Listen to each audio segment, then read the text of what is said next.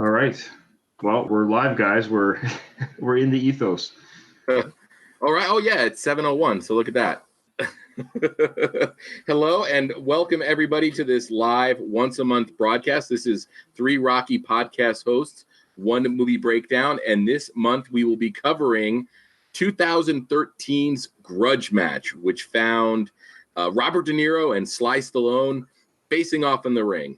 And I'm Craig Cohen from the Slycast, the Sylvester Stallone fan podcast. And what we do on my show is when we get together for my show, we talk about Sylvester Stallone's career from his very first film all the way through to his current films. And we're about to release our Judge Dredd episode. So we're in the early 90s getting ready for that straight to DVD purgatory. We've got some fun stuff on the way.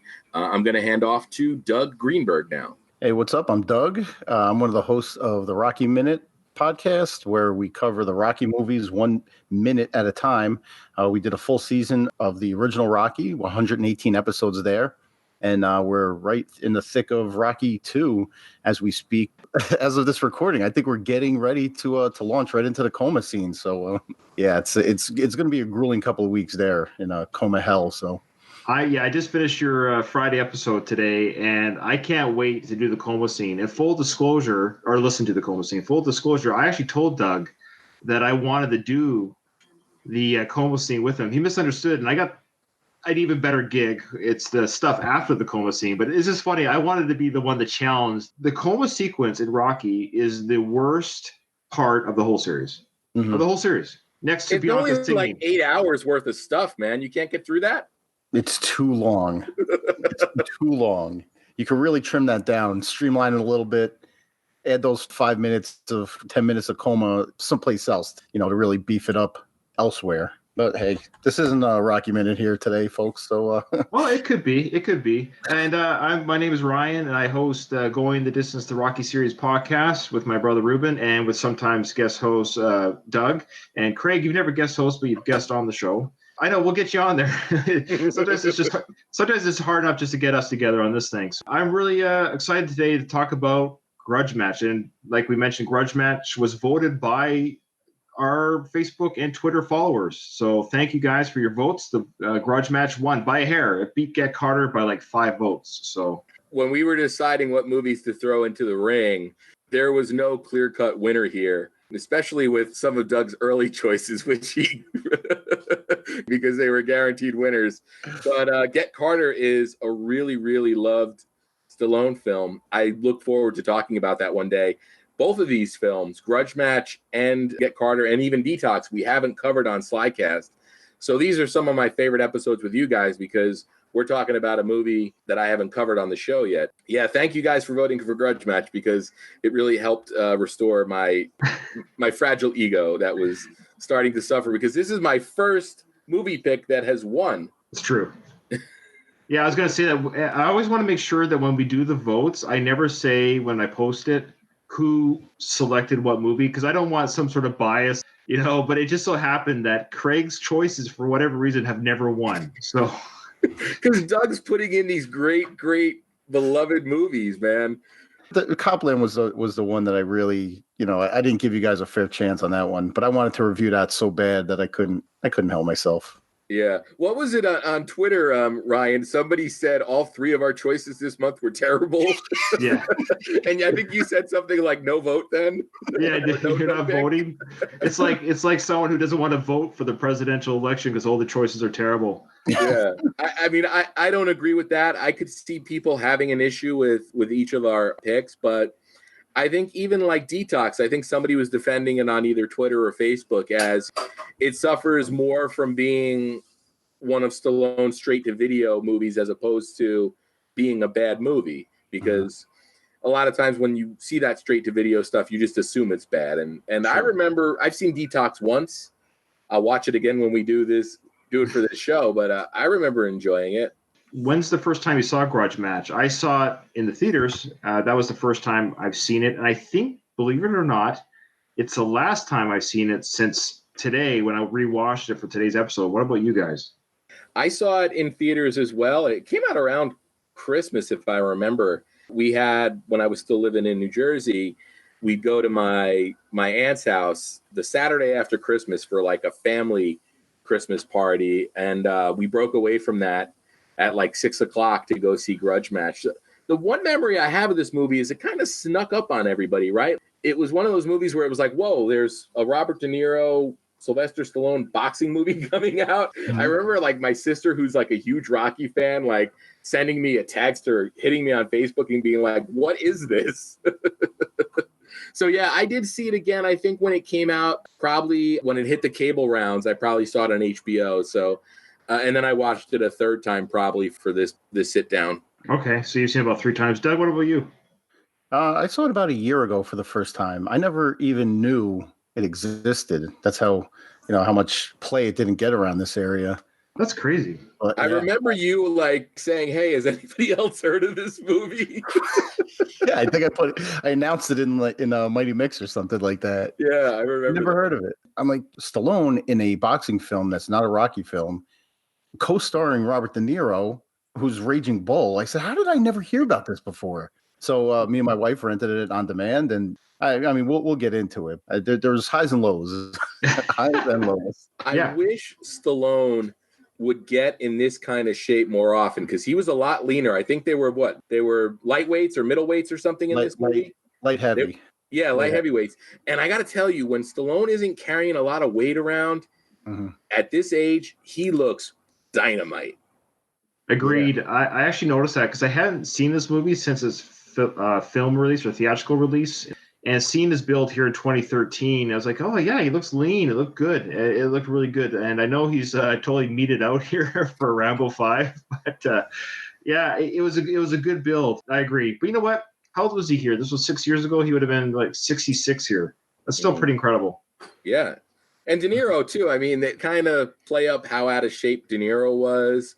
I mean, for his character, when he's in ring at the end, he doesn't embarrass himself physically. Him jumping rope in his training scene, he jumped rope far longer than I could right now.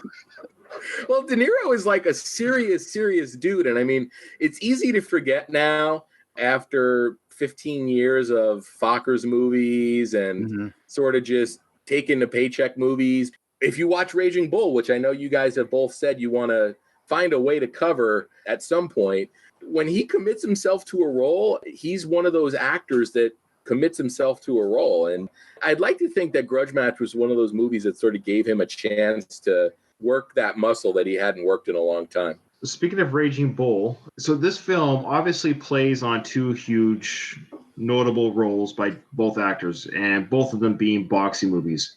And often when people speak of Rocky, you'll get the one camp who says, well, Raging Bull is a better movie than Rocky. And then you get another camp who's like, oh, no, Rocky is obviously a better movie than Raging Bull. I painfully admit I haven't seen Raging Bull. One of the best movies of the 80s. There's no shame in saying you haven't seen it, but they're very, very different films. I mean, I know enough about it. I know the character that he's playing. I've seen him, he's fat in one part, he's skinny in another part. I know he totally method acts in this film. And the accolades are probably all accurate for the film. I just haven't gotten around to seeing it. It's one of those things that I don't know why, as the years have gone on, I've put off. I think you admitted that right here live. You admitted that you never saw Raging Bull. True.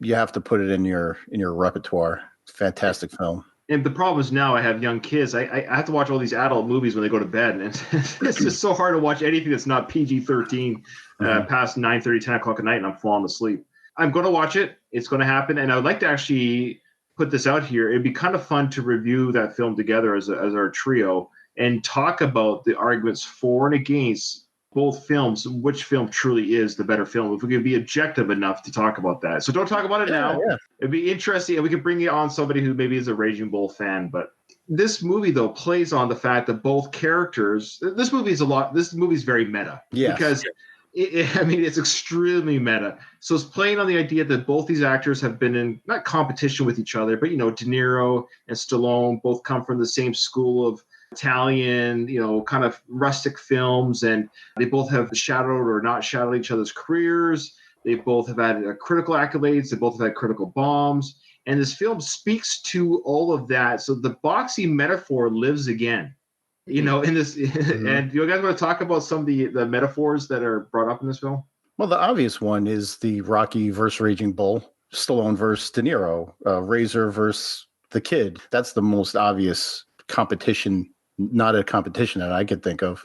Yeah, but then also you got the sort of the superstar personality versus the humble personality, which I'm sure both of those guys have played at different points in their career. So that was kind of interesting.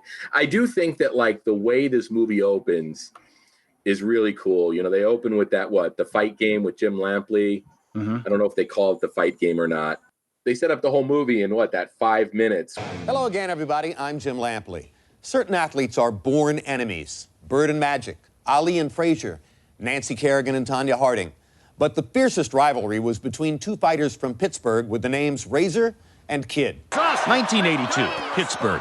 Razor and Kid, both undefeated top-ranked contenders, divide the city in a spectacular war. The brutal 15-round bout is still considered one of the greatest fights of the 80s.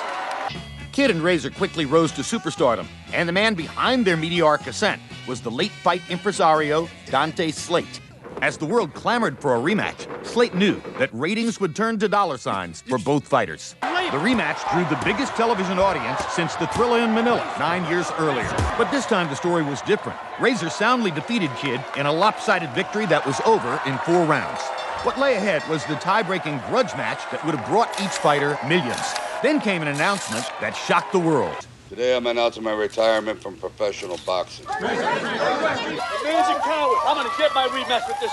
You hear me, Razor? I'm getting my rematch. Sharp has declined to comment further on his decision to this very day. And sadly, like many former professional athletes, he lost his fortune just years after his retirement. Razor went back to Benson Shipbuilders in 1987, where he had worked before he went pro. As the spotlight faded, Kid became a pitchman for everything from jockey to jock itch. Today, he runs a successful car dealership and a popular restaurant in Pittsburgh. Still, one can almost imagine him tonight, on the 30th anniversary of the fight that never was, contemplating yet another year of growing older, obsessed with a fight that never happened and never will. Where we've got like the CG young version of De Niro and the young version of Stallone. CG was awful in this. Yeah, sorry. Can we talk about the CGI? They used Rocky clips and Raging Bull clips in that beginning when they're showing the old fight between the two guys. They CG'd the faces over, other people's bodies. That technology is really developing quickly. I don't know if you guys remember one of the Avengers movies. It might have been Age of Ultron or something. They de-aged Tony Stark or Robert Downey Jr. for this upcoming De Niro and Pacino and Joe Pesci movie, The Irishman, which is going to be on Netflix. They're also taking advantage of that sort of de-aging technology. So I think what we saw in Grudge Match was like the early attempts at that. I guess it's a little distracting. Yeah. I mean, but do you want to just use lookalike actors instead? It's always hard in movies because you're like, wow, so this is supposed to be the guy at 25 and here he is at 55 and their jawline's completely different, you know? They could have got the kid that played young Stallone in Copland. He looked just like him. Yeah, he would have had another acting gig in playing a young Sly.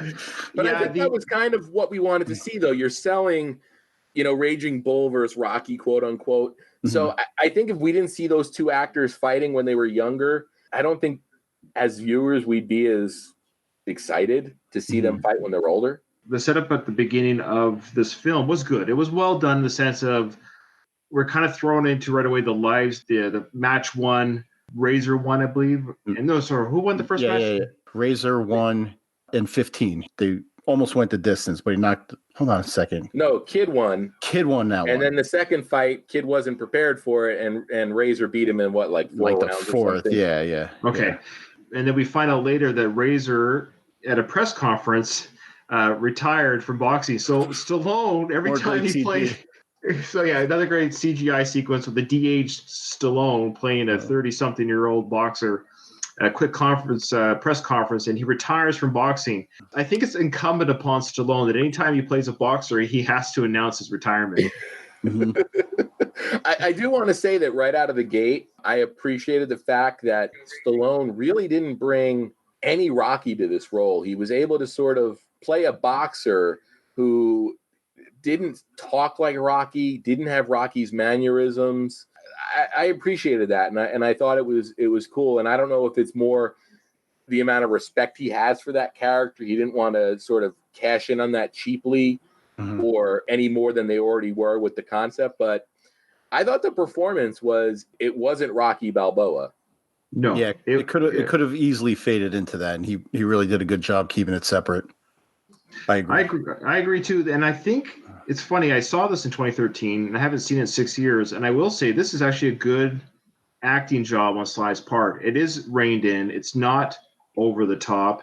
It doesn't draw on the Rocky character. We as a viewer can't help but think of him as Rocky, but it's enough of a performance and the screenplay is enough that I'm not thinking about Rocky very often in this film at all. Except when they're in the meat locker. Yeah. See, okay. Do we want to go through all the meta count? Can we just get that out of the way? All the things but why don't we just get the Rocky stuff out of the way? Because it happened a lot. I actually started writing down all the Rocky references. Did you guys do that, or just do you have them memorized, or they're sprinkled in my notes? I gotta find you them. guys might have caught more than I did. Okay, well, the obvious one was his trainer. Like, come on. Alan Arkin. Yeah, great job by Alan Arkin playing the trainer Lightning. So I love how Mickey in the Rocky films always said you're going to eat lightning and you're to crap thunder. So this trainer's name is Lightning.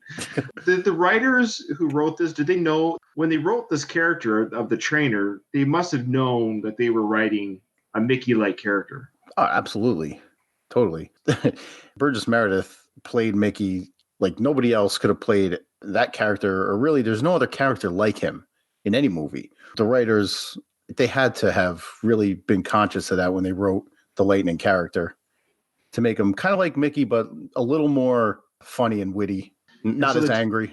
The two writers, the main writers, is Tim Kelleher and Rodney Rothman. And Tim Kelleher, his filmography writing credits, 2.5 Men, In Living Color, and the Arsenio Hall Show, and the Pat Sajak Show. Definitely some comedy in his background. And then Rodney Rothman, he did the 21 Jump Street movies. Yeah, he's having a big year. He wrote Spider-Man Into the Spider-Verse.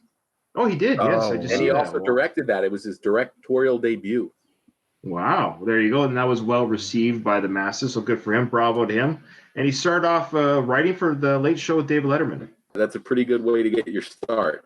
So what did you guys think of the writing? Like the jokes or? I liked the comedy in it. I thought De Niro killed it. He killed all the comedy scenes. Alan Arkin killed all his comedy scenes.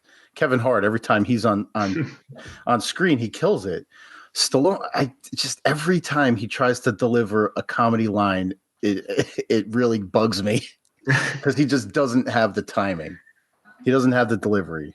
Yeah, he's only funny when he's playing Rocky and Rocky tells his like that goofy funny, that adorable funny. He does that very well in Rocky, the Rocky character. He is not a comedic actor. So he was actually more, though, in this film, to his credit, though, he wasn't asked to bring the comedy per se. He found himself in comedic situations around characters, people like Alan Arkin's character. He was surrounded by people that were kind of like zany, but he was more, I think he did play kind of more of a straight man. Oh, sure.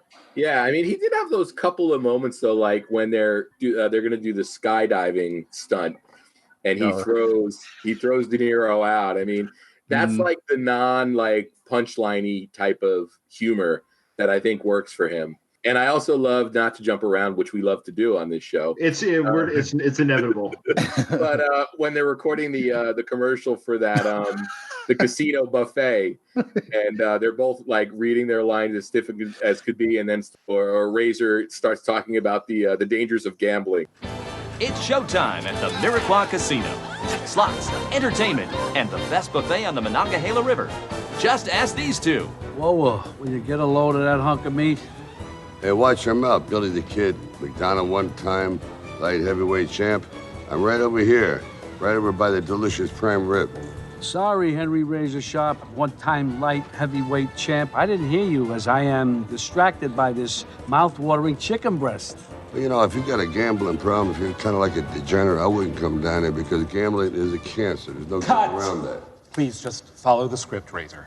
It's not that. It's not that. You know, the pictures make this place look all glamorous, but it could be a problem for some people. I'm just saying it should be known, that's all. What is this? Improv night at Chuckles? Come on, say the words. Well, maybe I just happened to hit a sore spot, huh? Didn't you lose 200 grand betting the Buffalo Bills? Who loses the Super Bowl 4 times in a row? No, you. Who loses? I thought they'd win at least once. Well, maybe you got a talent for losing. Yeah, I got a talent for busting you up. Get personal. Get so personal. Which I think that stuff for me, that worked. That was genuinely funny, but it wasn't a joke with a setup and a punchline. Right. I think if you let him do that kind of stuff, that's where he's going to excel. Do you know what one really bugged me was when he's walking through the park with Sally. He wants her to tell him, like, why Kid? Why did she cheat on him with Kid? You know, I know it was a long time ago, but what happened? Really? You were everything in my life. Then Kid beat you. And you were different. And I was lost. And everything started to fall apart. This is ancient history. I put it behind me, and I don't want to get emotional about it. I hope you put it behind you, and I just want to keep it calm. But why him? I mean, seriously, of all the people in the world, I can't get it through my head. I can't. I lay in bed at night. I want to pound my head against him. I dream about killing this guy at night. Why him? He's the worst guy in the world. Why? Okay. Okay. Remember when you went to the Catskills to train? You wanted to be alone. You wouldn't return my calls. 6 months turned into a year. I know that now, but I was focused on winning the title. I know that. I know that. But I was so in love with you, and I even flew up to surprise you, and I saw you with that woman, and... I didn't even know her. Nothing even happened. I have no idea who she was. She just showed up. What did I know? I just wanted to hurt you as much as I thought you had hurt me. And so, Kid. Kid. Shit. All right. I understand. Wow. I think we've depressed the shit out of these pigeons. No. So he's like, you know, I'm not going to get worked up. I'm going to be real calm about this. I'm going to try to stay calm. And then he starts yelling, but why him? And it just, the setup, the delivery and everything was just off. It was off. It was like, Sorry, go ahead. Yeah, no, we were running down all the Rocky grabs, right? Yeah. Well, the commercial was we skipped over the commercial. The commercial was one of them. Yeah. With the bad reading. Yeah. There's one earlier in the steel mill. He bends down and he picks up what looks like a piece of rubber, and then he tosses it up in the air and catches it like it was his racquetball. Yeah.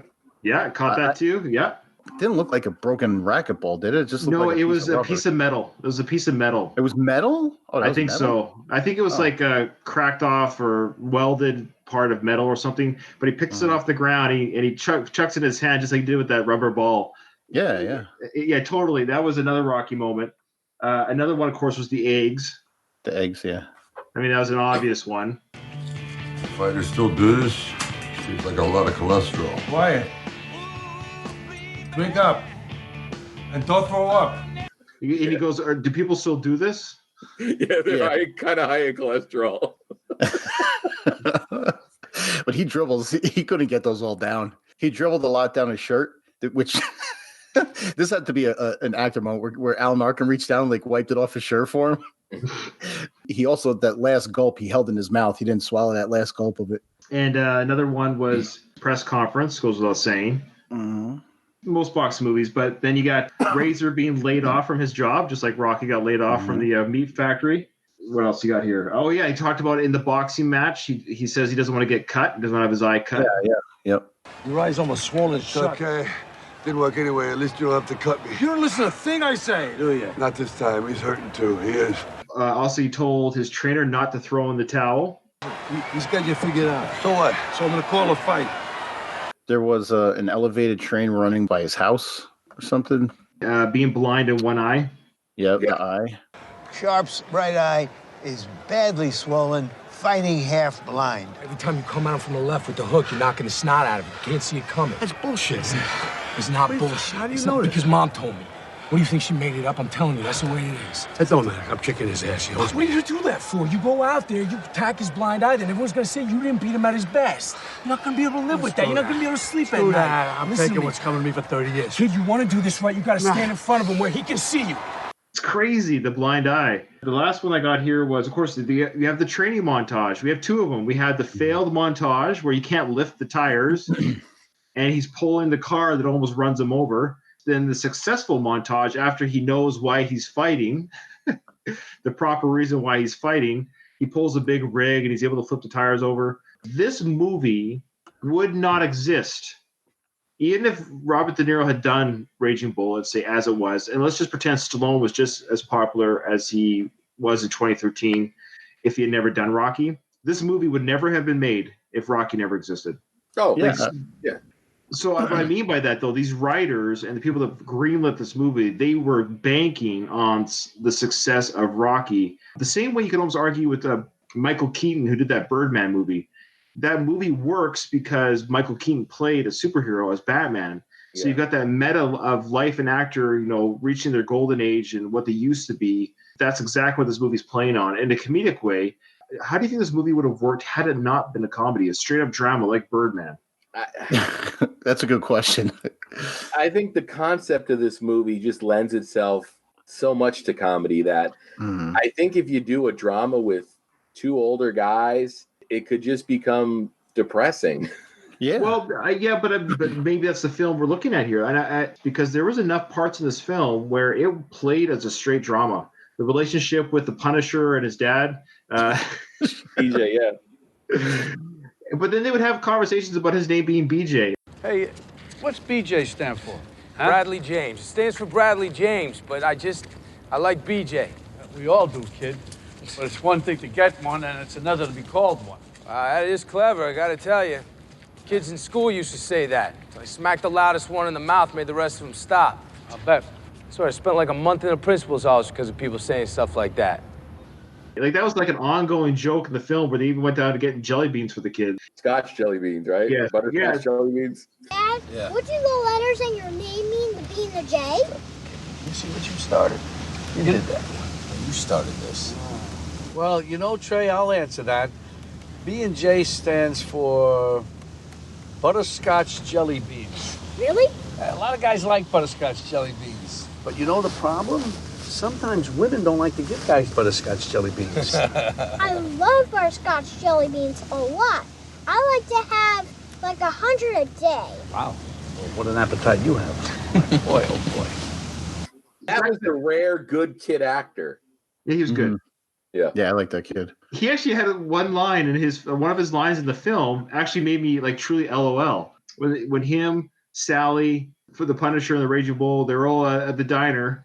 It might be helpful if you just told us what you hated about the guy so much. Yeah, it doesn't seem that bad. Yeah, I offered to marry you. You did? He didn't want to marry me. No, I offered to marry you. You also offered to sleep with my sister, I think the same night. I can still hear you. And Jess. You did. With Carol, my friend, if you remember. You must be really tired if you fall asleep with all these people. Sometimes people make you tired. You know what? I've got some quarters. Why don't you go play a video game? That'd be fun. Come on, this is the best dinner conversation we ever had. Trey? He must be tired if he goes to sleep with all those women. Yeah. Yeah, that's good stuff. So there were good lines like that, where there were lines, that made it fun. But dramas have comedy, right? They don't play as a comedy, but a lot of dramatic lines can have comedy. So I'm wondering if they just toned down maybe some of there weren't a lot of silly gags, but there were enough silly gags to make this a comedy, like them in their CGI suits.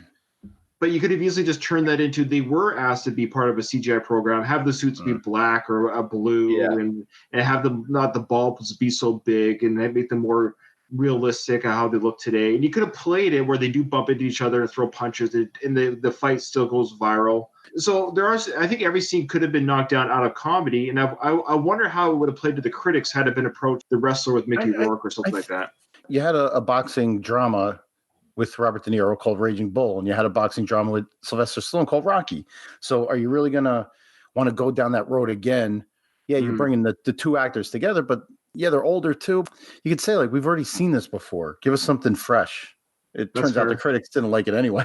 Yeah. Oh my goodness. But the other thing is, I think De Niro was so far beyond being a dramatic actor. That would have been a tough sell as well, because I can't remember the last wide release he did where he was not being comedic. I mean, pretty much ever since Analyze This, he's gone in that comedy lane. Yeah. This is actually one of his more dramatic roles he's done in a while. Like I said, this movie plays both hands. I think I don't know if I have a complaint. I mean, I haven't quite given my final, like, how I feel about this movie just yet. I don't know. I'm torn because there's some of the parts were silly.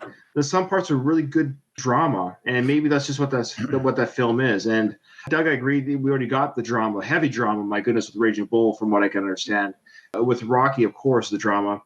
We get into the silly with Rockies 3 and 4, and maybe you could argue that, like, is the character Rocky better in part 3 as kind of comedic movie, or is it better as a drama? A question we'll never know the answer to. Good.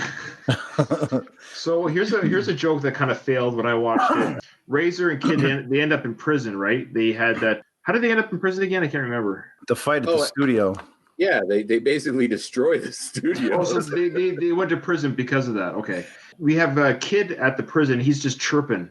He's just chirping at Razor, saying, hey, you can't get away from me now. Like, you're stuck in prison with me. They're on separate cages, but he's like chirping at Razor. That must be tough for you, huh? Super pussy? Super pussy? Can't run or hide anymore, can you? You can't ignore me anymore. Huh? You can't ignore me. Huh? Can't ignore me. One of you fellas hurry up and rape this guy already. Oh, wow. Prison rape, always funny.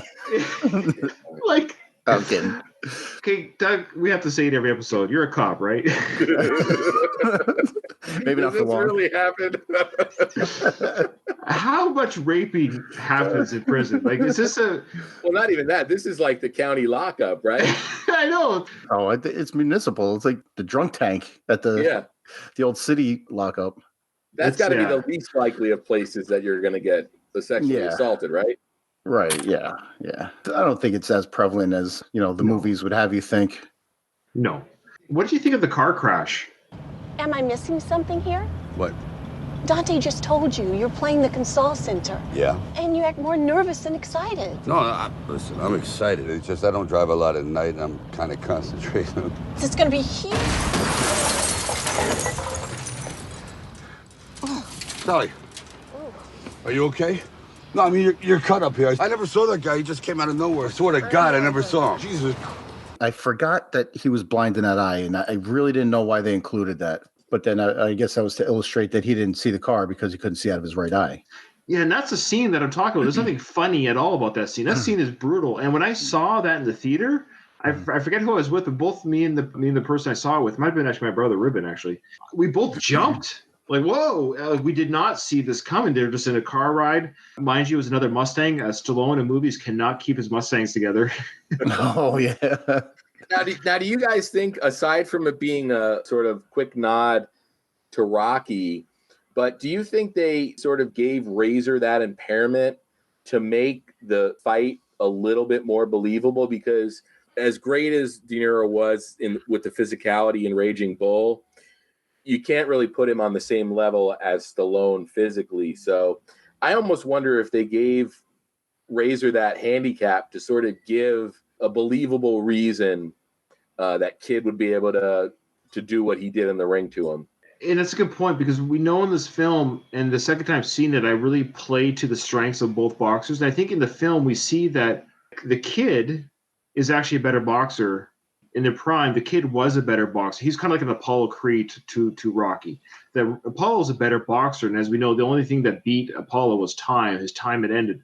And Razor, Stallone's character in Grudge Match, is a younger boxer than Kid by 4 years. And so time was kind of on the younger boxer's career, so to speak. So I think you're right, Craig, that handicap with the eye, we know how it plays in the final part of the film. And I'd forgotten how this ended, actually. And I saw it once 6 years ago, so I actually forgot how this film ended. I totally forgot how the film ended. In a film like this with two stars like De Niro and Stallone, both playing boxers, both playing, obviously playing on their career. I think it's kind of the perfect ending to the film to have it where there is no loser per se. Now, how do you feel about them giving the win to Razor? What are your thoughts on that? I can't imagine anybody went into this movie expecting the Stallone character to lose. Okay.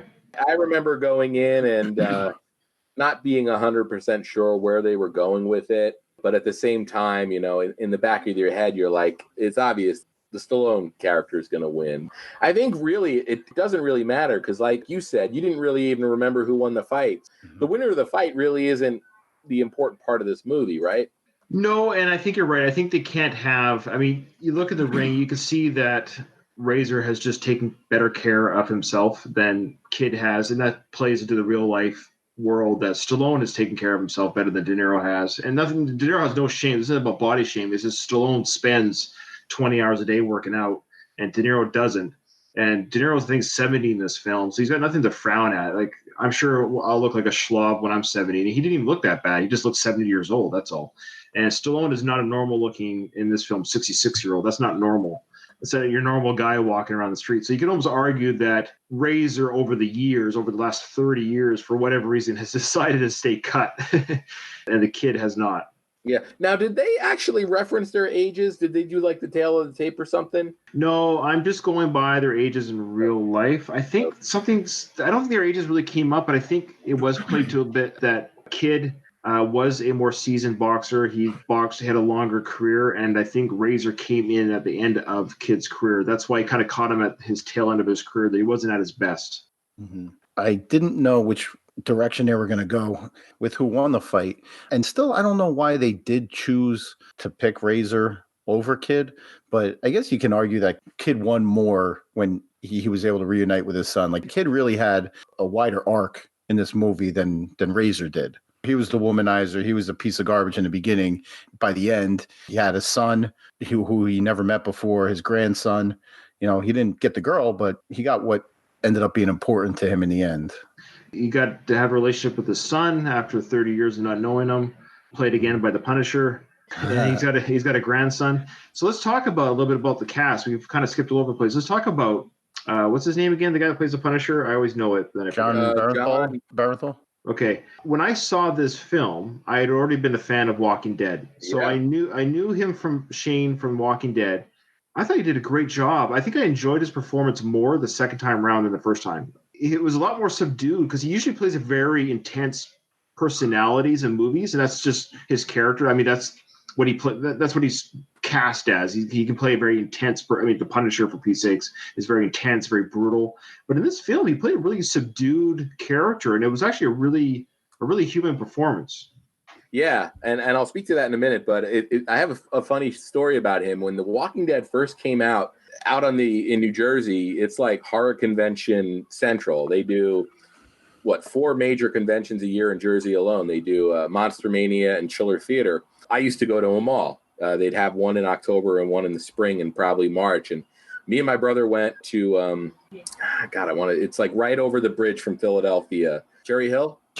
They did their spring Monster Mania, and like everybody but Rick from The Walking Dead was there. And my brother was a huge fan of the show. So we went into this room.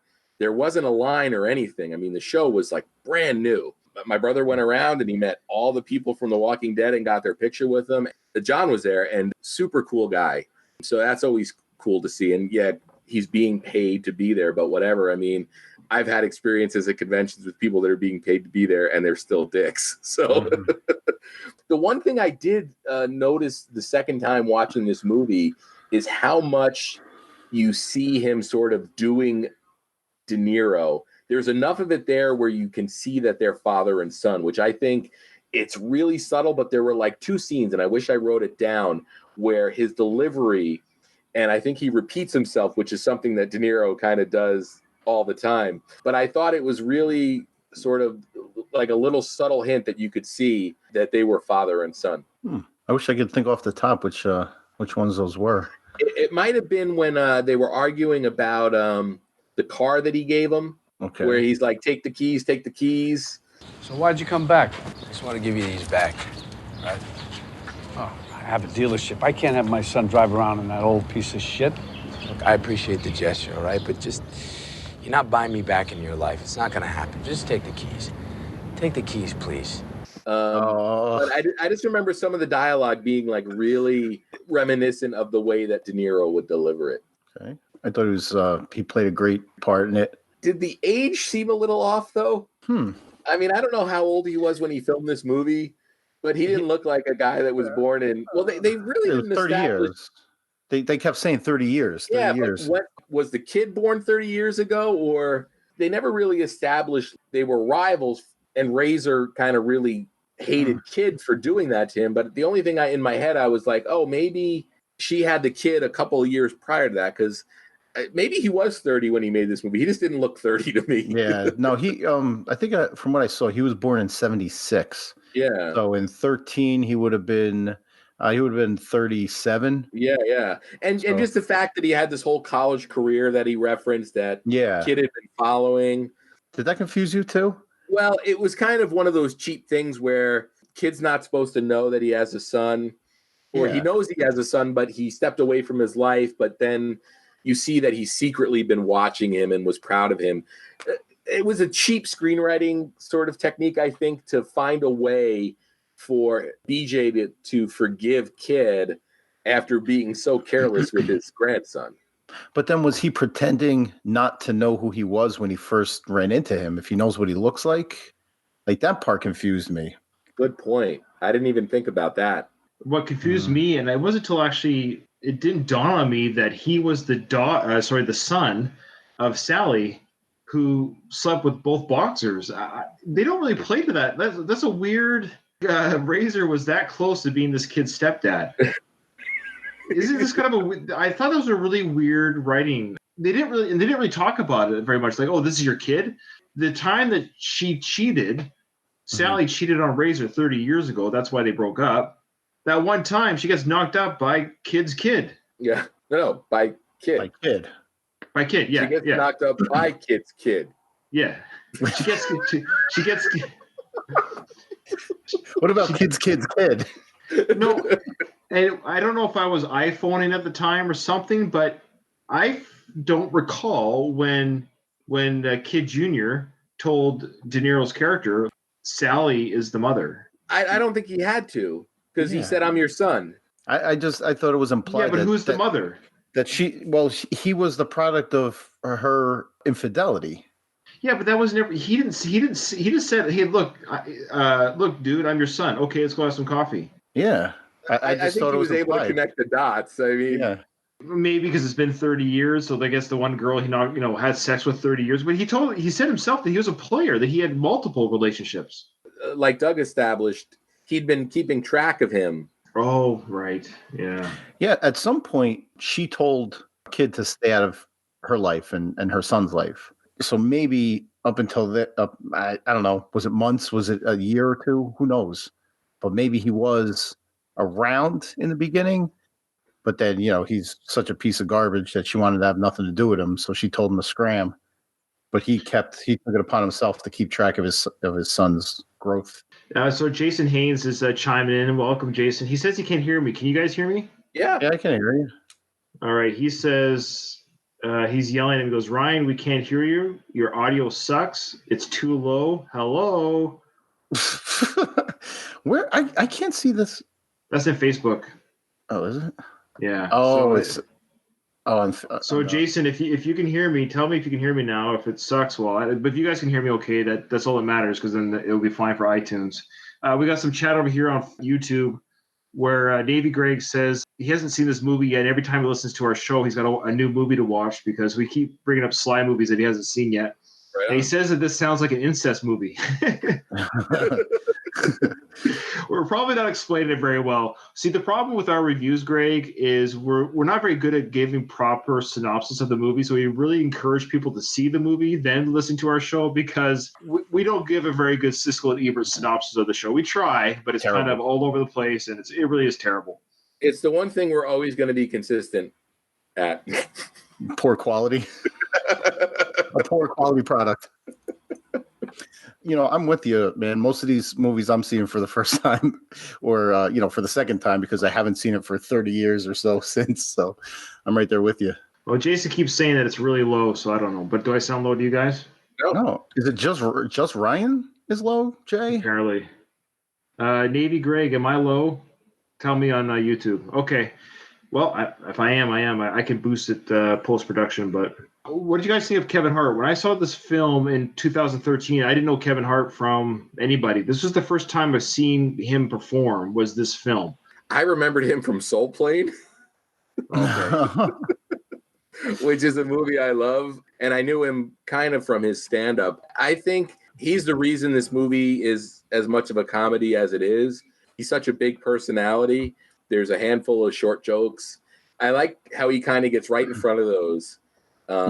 You know, he dresses like, hey, you're taking a cheap shot at me or whatever. I kind of like that. I like the character. I like that, you know, they sort of alluded to the fact that he was the son of famous and successful promoter, and he was trying his best to make that dollar and cent like his dad did. He had a good hustle, and I really enjoyed the character and the performance. I enjoyed this movie the second time more than the first time. I think the first time when I saw the film, I was at odds with what it was trying to be maybe and trying to disengage the Rocky character. And when I watched this film the second time, I found myself enjoying it much more the second time around. And regarding Kevin Hart's character, yeah, his jokes were funny.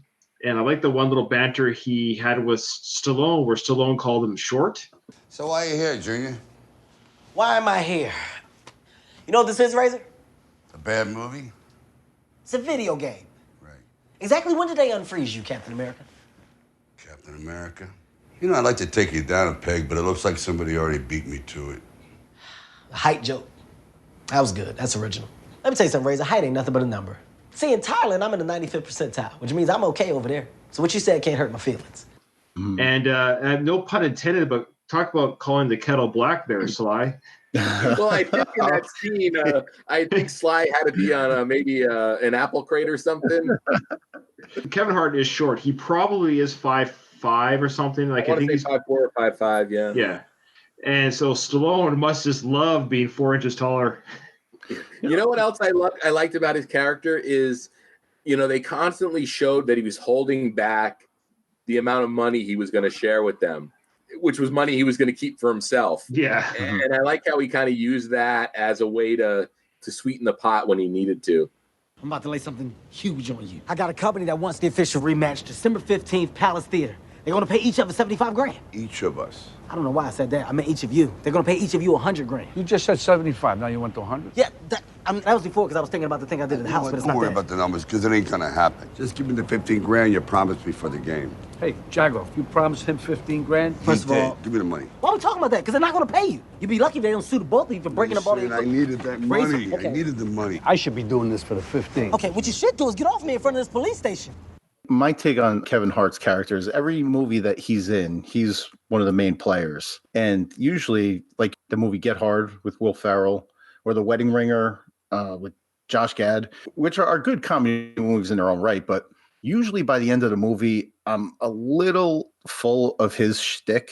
And this, he's not a main character. So every time his scene comes up, you're like, oh yeah, like Kevin Hart's in this. There was just enough for him. For you. It wasn't too much where you got tired of it. My favorite Kevin Hart scenes were when him and Alan Arkin were going at it. I know we got a contract, but I can't stand being around that clown anymore. What is up with you? Huh?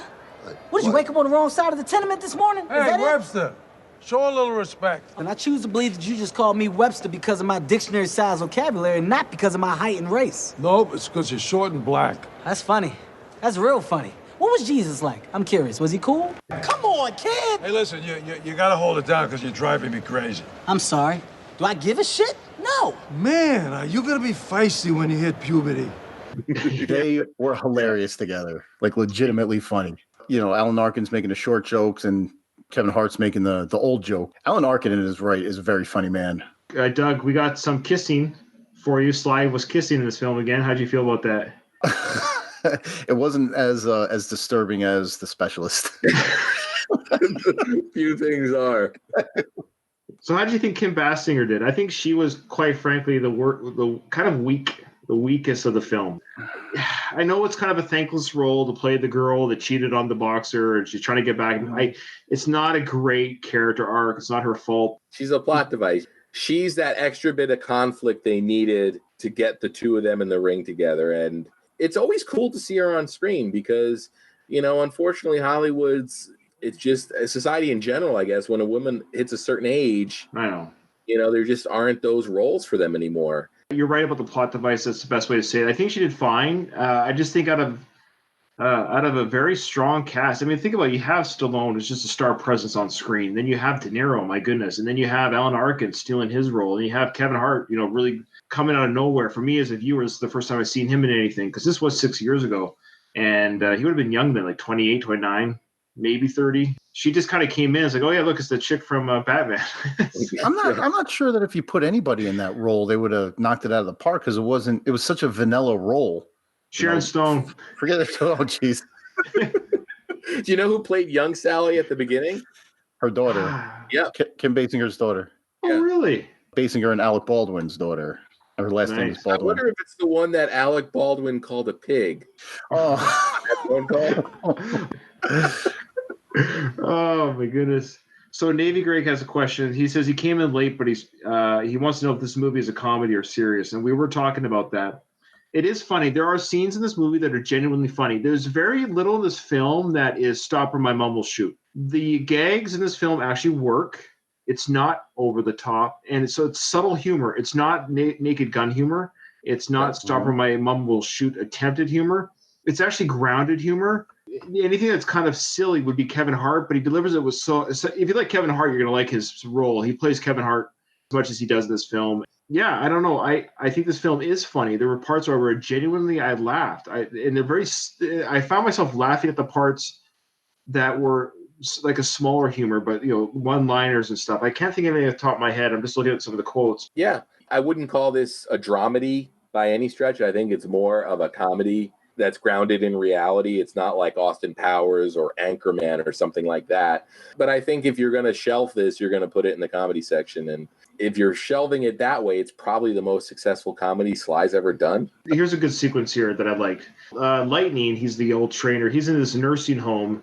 He gets mad at the male nurse for being the guy that gives him the bass he wanted, the hot nurse that he had before. What's going on?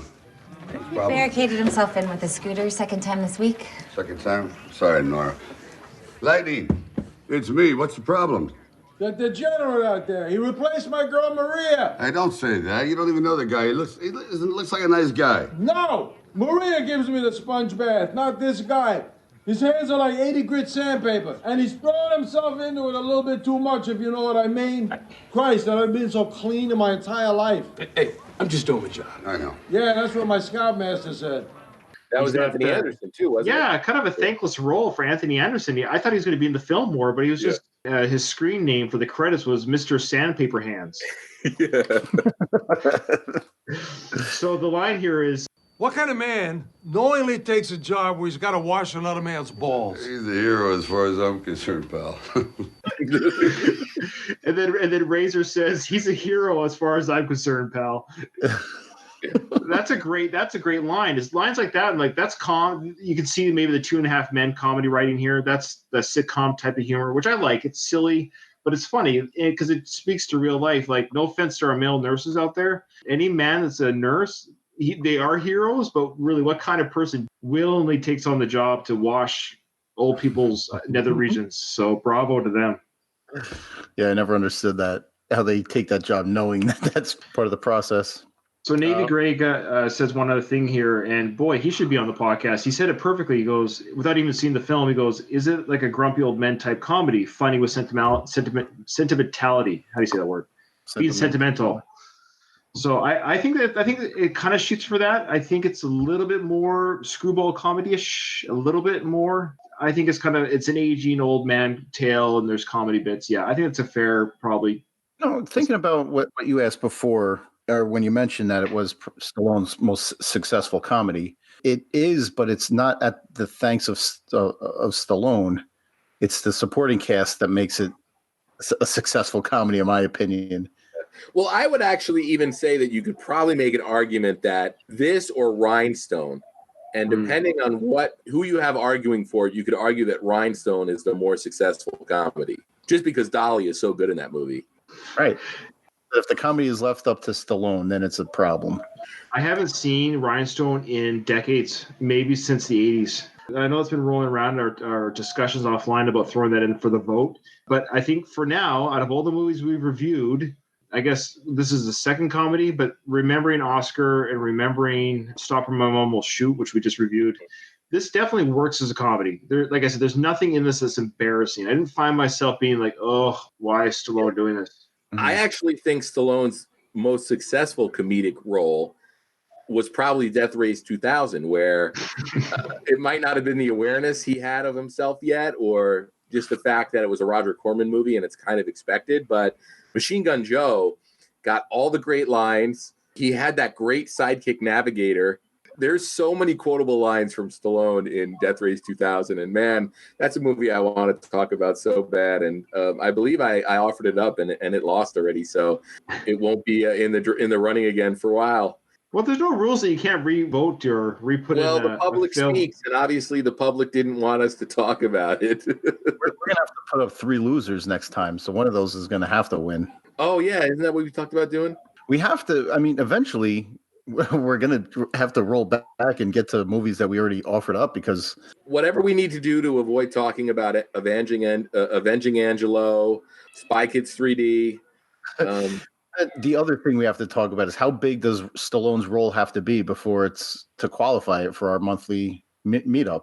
Anyone? Let's do that question again. I was just responding to somebody in the YouTube chat. Well, he was the main villain in Spy Kids 3D, so I'd say that's a valid choice. I mean, I don't think we'd serve up like that movie Taxi that he was in, and like what was it, like a French film or something where he had a cameo. When I go through his IMDb every month, there's a few, click on it, and his name is like 6th down on the list. And I'm like, I don't think that qualifies. That was like him doing a favor for whoever that guy that produces the Expendables movies are. Right. I don't know. I guess we'll get down the line with that at some point. But what about the training montages? I thought they were good. And I thought how they did the dueling training montages, which in the Rocky movies, I don't think you saw those as much because we're supposed to be there with Rocky. We're not really that concerned with how Clubber Lang is training. Although we did get that in those movies. I thought seeing the differences in how they trained was great. And I actually really liked the little sort of training arc we got with Kid as well, where, obviously he helped LL Cool J's dad get on the map as a trainer. They have that whole scene up in his office where Kid's able to get a punch in on him. Where's your dignity? You're in my office begging me for a comeback you don't deserve? Well, take your best shot now. Whoa, Take your kid. best shot. What are you flexing for? Don't try it, kid. I'm warning you. I'll lay you out. Don't worry. I won't. Oh, come on, kid. What? I saw your fist clench 10 seconds ago. I saw your eyes dart at my gut 5 seconds ago. You're an old man. You're washed up. Oh! Did you see that 5 seconds ago? Huh? Yeah. What? My eyes started there first. I can't believe you. After what I did for your father, your family, how you ever could say no to me. You wouldn't have all this if it wasn't for me. You wouldn't have this gym if it weren't for me. I don't understand. You mentioned my father. That's a low blow. I respect what you did for my family, kid. What are you going to do for me? Okay, I'll let you train here. Good. I'll even get some of my guys to help you out. Okay. But you and I both know I won't be doing jack. Okay. Thanks. As long as we're clear. Yeah. See? You got me moving faster already. But then they pair him with Joey. Is it Joey Coco Diaz? Oh, the big fat guy. The trainer that's more interested in reading magazines or kids able to fat shame him after he's been fat shamed by everybody else. He had one of the funniest lines talking about that guy. I gotta find it. It was hilarious. Oh yeah. I remember. There's another Rocky callback that we didn't talk about where Kid first goes to have lunch or breakfast with BJ. They're eating the pancakes and BJ says, Excuse me, can I just ask you something real quick? You're in training, right? What are you training for? Pie eating contest? I mean, that's all carbs. It's good, maple syrup. It's some scotch.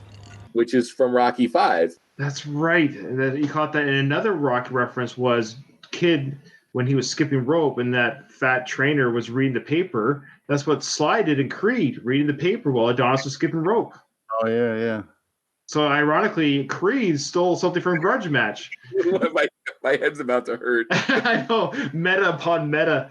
The line that you're thinking of there, Doug, was he was talking mad at LL Cool J. We forgot to talk about LL Cool J's in this film. So De Niro's character is talking mad at LL Cool J and says, Yeah, Frank. This is great, Frank. Being in the main ring with you and the crew and all that, but I already have a trainer. What's your problem, kid? I thought you'd be thankful that I was offering to work with you. Yeah. I'm trying to do you a favor here. And I'm grateful. And it was nice of you to come down from your mountaintop to do me this favor. But I don't need a favor. I need a trainer. You stuck me with that guy who's such a dumb shit. He doesn't even know I'm talking about him right now. And it shows the guy just reading the paper, not even paying attention. That was an LOL moment. I truly laughed out loud when I saw that. Yeah. Again, that was De Niro's timing, man. His delivery. Yeah, he's got a great cadence when he goes De Niro. That cadence in his voice. So we didn't talk about how this movie did at the box office. It basically broke even. This didn't even crack top 10 the week it came out. Yeah, it made $7 million opening weekend. Eek. Yeah, it broke even worldwide, I guess, or whatever, at least domestically. So it's weird because Doug didn't know about it. Yeah, exactly. If Doug didn't know about it, and this is like one of the biggest audiences for that movie, that's your answer right there. For whatever reason, they didn't market this movie at all. Yeah. That's crazy, Doug. What were you doing in 2013? I have no idea. That's another thing I was trying to think of. What was I doing in 2013? And it was around the holidays. And the fact that it came out on Christmas Day, right? That's a movie you release the last week of the year because you wanted to get the Oscar nomination for somebody. Mm-hmm. Mm-hmm. It didn't happen. This has to be one of the most poorly marketed films in Stallone's entire career, because you could almost also argue that, like, is the Rocky name really what sells those movies? Yes. Yeah, long and short. Yeah. I'm going to say something controversial here. Okay. Well, maybe not controversial, but maybe hard to admit. Stallone is just not a box office draw anymore. Well, and it breaks my heart because I love him and I love his movie. We have a whole podcast network dedicated to him, right? And I'm passionate about it. And there's millions of fans out there. He's definitely big internationally, almost better than he is domestically. But this is a film that is not a bad film. In fact, it's a good film. It's a fun film. You have fun when you watch it. I haven't met anyone personally who has seen this film who said, I can't stand it. I hate it. I don't know why I wasted my time. And you hear about those films making money. This film should have made more money than it made. I think amongst users and watchers, they all seem to agree that it was a fun film. So I don't know where these Stallone fans are. Are they just not going to the movies? Are they downloading illegally? I wonder if illegal streaming never existed, what the box office would be on this film. Yeah. In all fairness, though, and I think this speaks to De Niro and Stallone, how many other actors from their era are still starring in movies? It's very rare that you get people that have 5 and 6 decade long careers. Mm-hmm. Their longevity is huge, and there's nobody that they're competing with in their age bracket and who have been out as long as they have. Like, very few people are going to see a 7-year-old plus movie. When you talk about Stallone as a box office draw, taking the international draw out of the equation, you had maybe a 10-year run that ended with, we could argue, cliffhanger. Yeah, that was his last big one. That wasn't Rocky or Rambo. And it happens to everybody. I mean, you can almost see that if Tom Cruise doesn't do a Mission Impossible movie, it's not bringing in a lot of box office. Actors are just like musicians in that they have an audience that they like to see certain actors be in. And when you get out of that, whether it's Rocky, Rambo, Mission Impossible, you name it, Will Smith's the same thing. Like, every actor has their draw. And so it's no exception to Sly. I guess it just breaks my heart that when I was a teenager, he was the draw, man. Like, it was everything. Like, every time Stallone came out with a movie, even Judge Dredd made some money. It's just sad to see it end. That's all. Man, what a way to bring the whole thing down, Ryan. You know what a good way to bring it back up is? Well, it's officially a podcast. Yeah, there they go. Las Vegas' finest. You're lucky we didn't record last night, man. It was like nonstop, back and forth. And the AVN Awards were on right across the street. So I don't know if that had anything to do with it. But to bring some levity back to this podcast, what did you guys think of De Niro farting in BJ's face? What is it exactly you're doing right now? Right now, what are you doing? You're taking a rest, huh? That's gonna get the job done. Jesus Christ, did you just fart on me? You just fart on me? Are you kidding me? In a boxing? You gotta be kidding me. Good God, come on. Better than that. You kidding me? Man, my head's right there.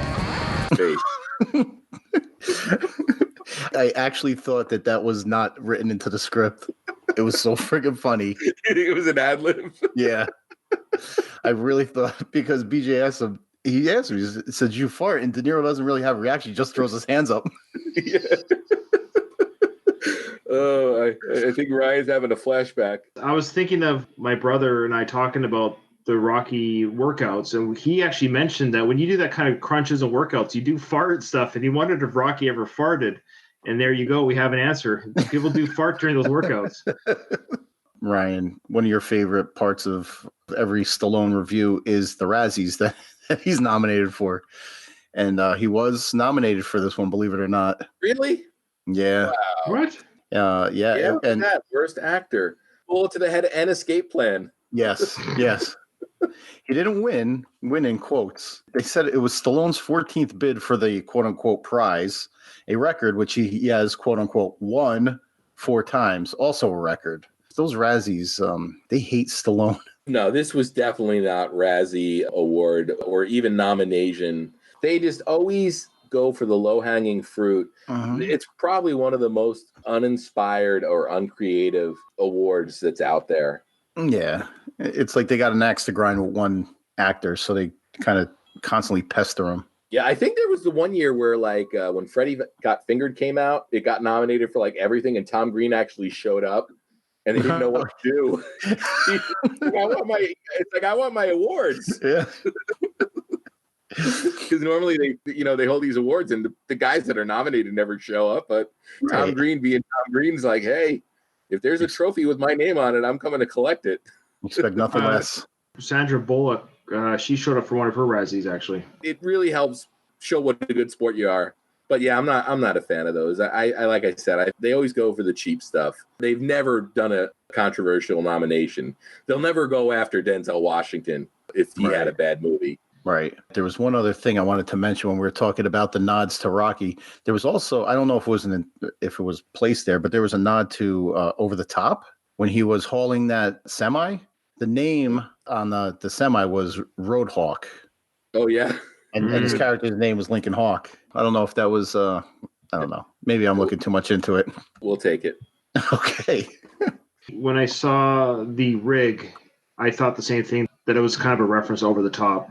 That he's burdened by his past career. That's the metaphor. Well, I mean, we didn't really talk too much about the final fight. I didn't know how they would survive filming a fight between 2 older guys, but I thought they did a really good job. The punches looked real. The punches looked like they were landing, and they looked like they were powerful. Yeah. I think we talked about this on probably one of our Creed discussions that I'm going to be releasing. Did you say that last month? In anticipation of Creed 2 coming out on home video in a couple weeks. Apologies to both of you for putting aside time to talk with me about Creed 2, and then I don't even get the episodes done. But I think we talked about how far boxing and cinema has come since the heyday of Rocky. And, you watch Rocky 1, 2, or 3 nowadays, and you see these Apollo taking these hits that are nowhere near close to connecting. They've definitely got that figured out, and I would agree. The punches and the hits in this movie, everything looked legit. The final fight was good. I thought it was actually well done, and I think they played to their age pretty good. It wasn't anything too crazy. To talk about the moment where Kid knocks Razor down and then goes and helps him up after. Well, what do you think that was about? Like, why did he help Razor up when he clearly had the fight won at that point? Because I think he knew that he wasn't winning it on even ground, right? Because he was taking advantage of the bad eye? Yeah, he had exploited this weakness that, as a fighter, that's what you're supposed to do, right? You're supposed to find your opponent's weakness and exploit it. But I don't know if maybe he had developed throughout the course of the movie and softened a little bit with reconnecting with his son and his grandkid. And like you said, maybe the win wasn't as important anymore. And it was that ability to sort of lift somebody up who was down. I thought it worked. And I think it's something that was kind of unique that you didn't expect to happen at the end of that fight. Right. But then it gets paid right back because then Razor knocks Kid down, and same thing. He goes and helps him up. Yeah. And I think it kind of pointed out, hey, we understand that this is kind of stretching the limits of the believability. Even LL Cool J references that like Foreman was 15 years younger than De Niro when he had his big comeback fight. Let's get real, kid. Okay, let's get real. Me training you, it ain't happening. Well, this might be a problem because I already made the announcement. You, my friend, are embarrassing yourself. A great performer knows when it's time to get off the stage, kid. What are you talking about? Foreman fought when he was old. He was 15 years younger than you.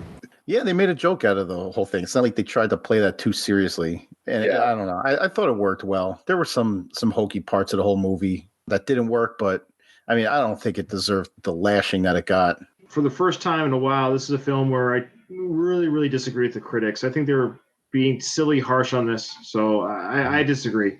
You said it best earlier, Ryan, where you said it's an easy movie to watch. I also haven't found anybody that's appalled by this movie. You know, it's harmless.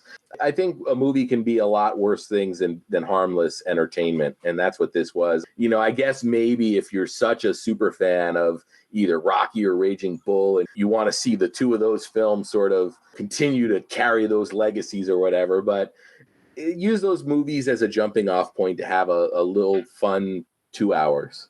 Mm-hmm. Speaking of fun, did you watch enough of the credits to see the Tyson Holyfield part? Okay, guys, listen. If you thought Grudge Day was big, then it's going to be huge. They're talking Wembley Stadium for the rematch. 90,000 people. Now, I can get you 7 figures, maybe even 8. Bottom line is I can get you guys paid. What do you say? I'm in. There you go. That's what I'm talking about, Mike. What about you, Evander? No. Come on, Evander. So what? The man went a little bad shit and bit your ear off. It's not like you like the way you tasted. Tastes like ass. Did you hear what he just said? You didn't taste good. Now, Mike, can you do me a favor? Can you tell him you're sorry, please? I'm sorry. Mike, like you mean it. Sorry. I felt that. Come on, Evander, what do you say? No. I get you 1 month lounge at the Playboy Mansion. No. Okay, final offer. I throw in a Bentley. No. I get you a part of Hangover 4. I'm listening. Okay, well, now we got a bitch. No, hold on. Guard your ears. Oh, wait, Mike, no. Because of the success that Kevin Hart's character had promoting this fight, he wanted to do a rematch between Evander Holyfield and Mike Tyson. Yeah. And they addressed the whole ear issue. Mike Tyson said he tasted terrible. Yeah. Oh, it was great, man. And then we also get the Dancing with the Stars payoff, right? Yeah, which was also some just one CGI right there. Yeah, the CGI for De Niro out there. Come on, they had the technology to be a little bit better back then. Yeah, it was good. I don't know, man. It was you guys talked about how meta it was and how like self-aware the movie was, and those little bits just really sent it home for me. So yeah, I like this film. I enjoyed it. Again, to all our listeners and watchers, subscribe to us on YouTube. That's the Sylvester Stallone Podcast Network. Subscribe to us there so you don't miss the next live recording. Follow us on our respective Twitter and Facebook accounts. Again, I'm Rocky Series Podcast, Going the Distance. And you'll find me on Twitter and Facebook and Slycast. When's your next episode? I realized that I had so much raw content for our Creed 2 Super Special that we will now have our 2-part Creed 2 Super Special to celebrate the home video release of Creed 2, which I believe comes out digitally around the middle of the month being February.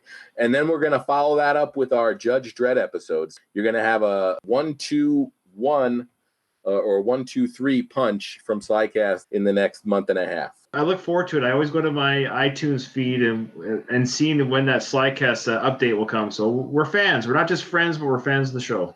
Yeah. I don't want to get too in the weeds here. I tend to get a little carried away when I edit because I know as soon as I hit that upload button, I'm no longer able to touch it. And I worry that 5 years from now, I'll listen to it and there will be something that bugs me.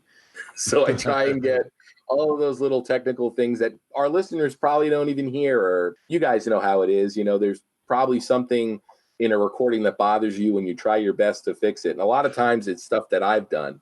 It's me trying to make myself sound less babbly. I suffer with that usually every episode, so I totally get it. If you want to find Rocky Minute everywhere, just Rocky Minute on Facebook, Twitter, Instagram, and our listeners group in Mighty Mix. Our private group is called Mighty Mix on Facebook. So come join it. Right on. This was great, guys. I'm so glad that we were finally able to talk about a movie that I brought to the table. I think it's cool that we're able to talk about a Stallone movie from this decade, which is also kind of cool, which I think we haven't done. No, that's true. Yeah. Yeah, it was a refreshing change. Yeah, this has been fun. I look forward to next month. I can only imagine what it's going to be. All right. Take care, guys. All right. Talk to See you you, later. everybody.